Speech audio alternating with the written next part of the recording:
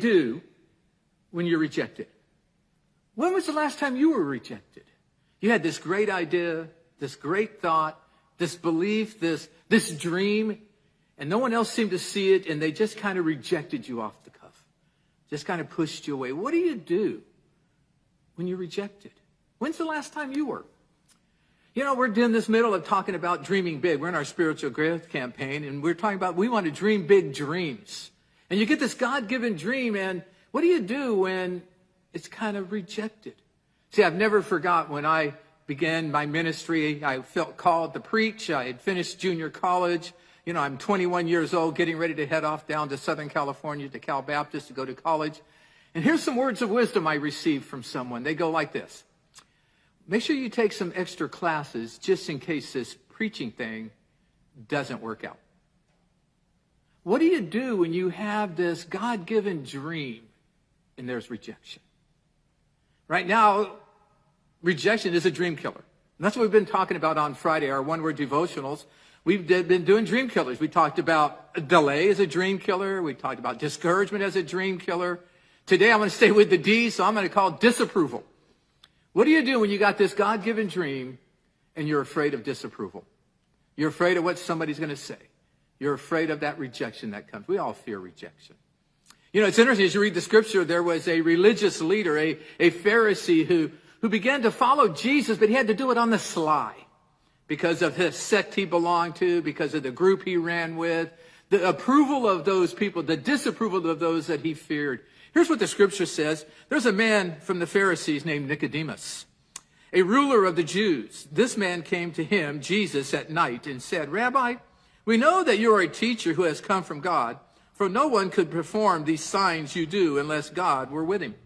He recognized who God was, but he was so afraid of the disapproval of his friends, of that group he ran with. What do you do when you face that disapproval? If you're in the midst of our study, you're going to find this little statement here. It goes like this. I fear the disapproval of God more than I fear the disapproval of society.